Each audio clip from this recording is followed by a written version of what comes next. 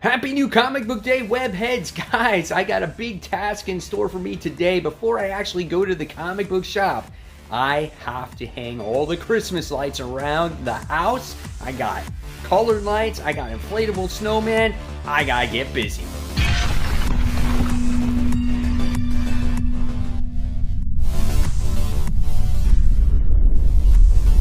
Hey, all my webheads out there, welcome back to Comic Book Corner 2.0. And fans, I am your host, Mike Spider Slayer, getting ready to bring you Spider Slayer's Comic Book Haul.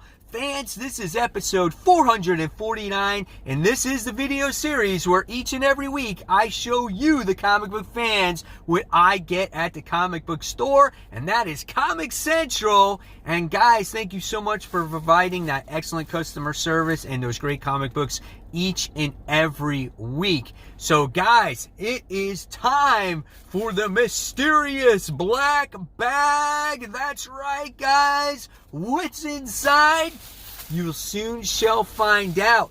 But just want to let you know, stay tuned to the end of this video to see some holiday light hanging tips. That's right, guys. It's kind of a lot of fun. So, all right, let's get started here. Mysterious black bag.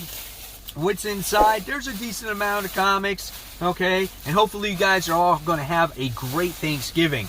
So, the first thing I wound up getting is this free Future State from my comic shop, right? This should be at yours as well if you've gone to the comic shop today. So, I guess this gives you a little preview of what to expect from Future State. What are our current heroes? What are the new heroes? What are the Batmans? What are the Wonder Womans? So yeah, guys, get geared up for Future State. That's right.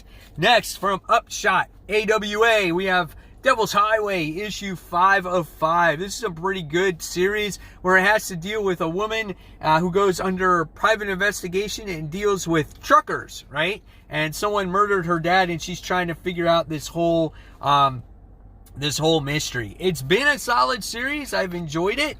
It's pretty gory, so I don't want to show all kinds of gore, but it is a pretty solid series.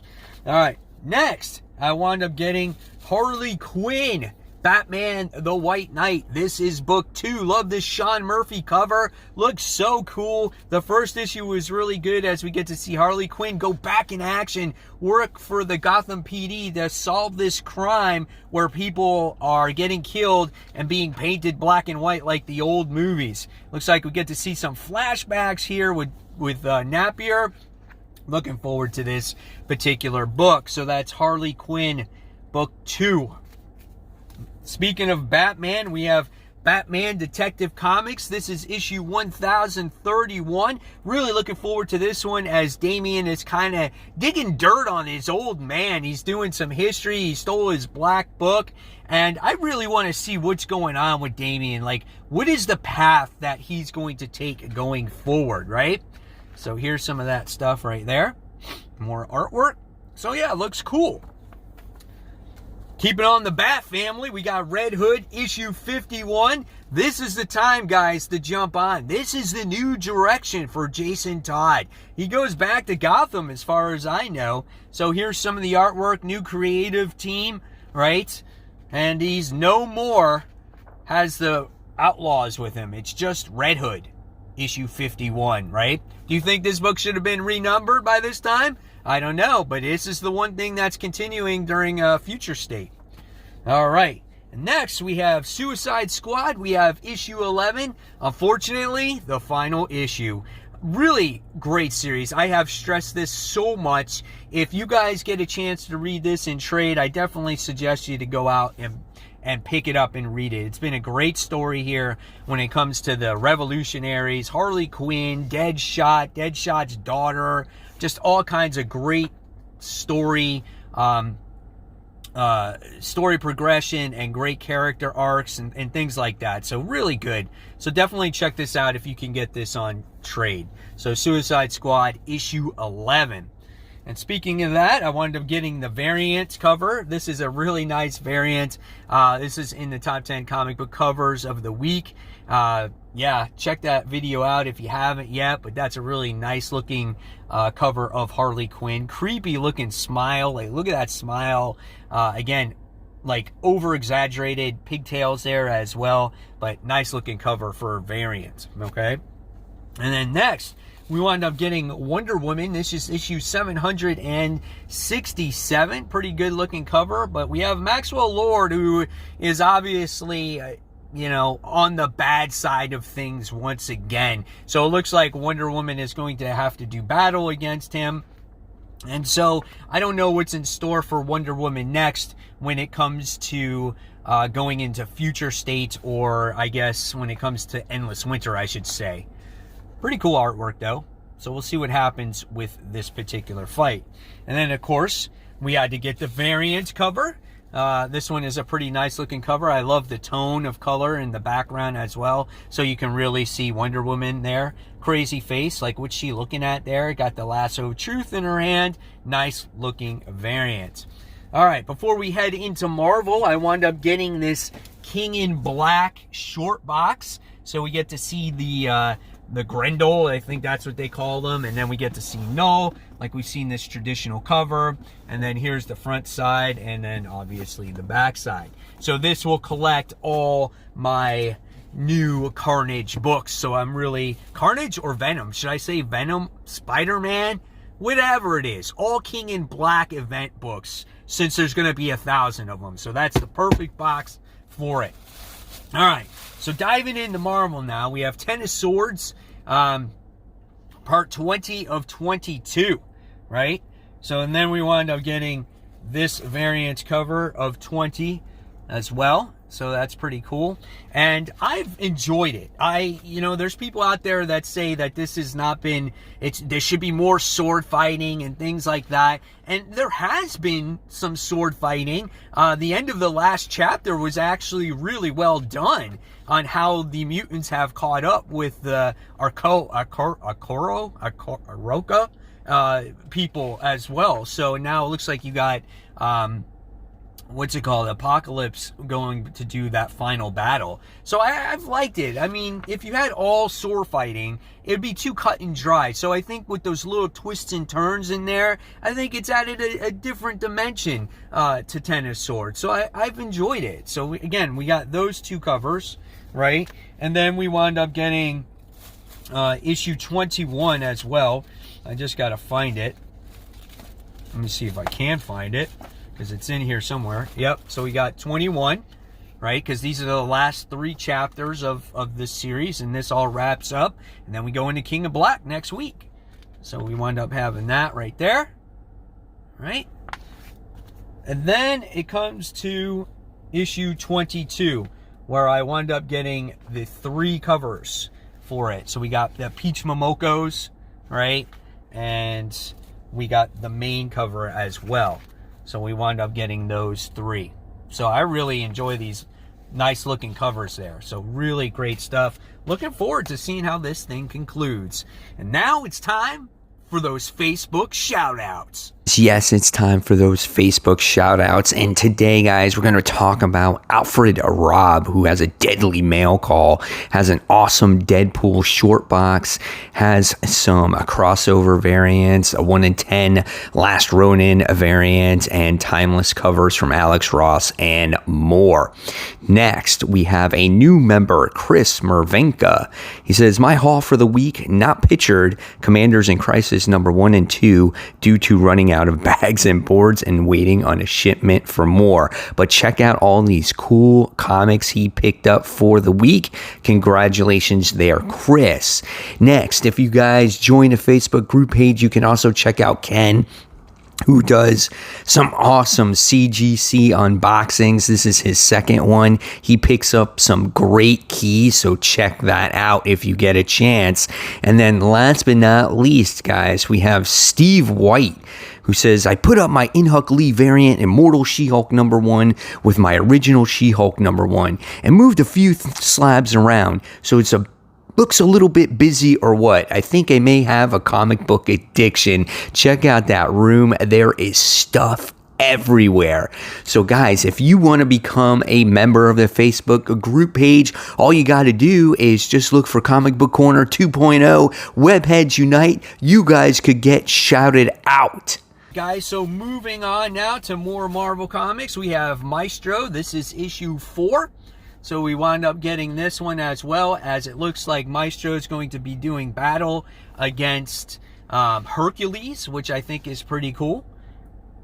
And I think this has been a fun series. Really enjoyed it. Artwork, I think, could be a little bit better, but it has been a great read. So if you're into Maestro, go ahead and pick that up. Okay? And then we have more Marvel, I think. One more Marvel book this week. 2 more. And we have Daredevil. We have issue 24. So solid series. I'm 1 issue behind on this. So I have to get caught up. I'll read them back to back. Here's some more artwork there. So always a great book by Chip Zdarsky. And then next, we wind up getting The Amazing Spider-Man, issue 53 LR. So crazy stuff is going on in Amazing Spider-Man right now with the whole reveal of who Kindred was, what Spider-Man has gone through, and now we have his supporting cast. Looks like Moreland's back in this. We got the Spider Island spider creatures going on. Like, there's so much going on in this book. Like, I don't even know the whole purpose of it. Sin Eater's in here now. Like, what's going to happen with our spider friends, right? So, The Amazing Spider-Man, issue 53 LR. All right. And then any other Marvel? No. So, before we get into the independent books, right, I wound up getting this week. I wound up getting this Agent Venom, what is it?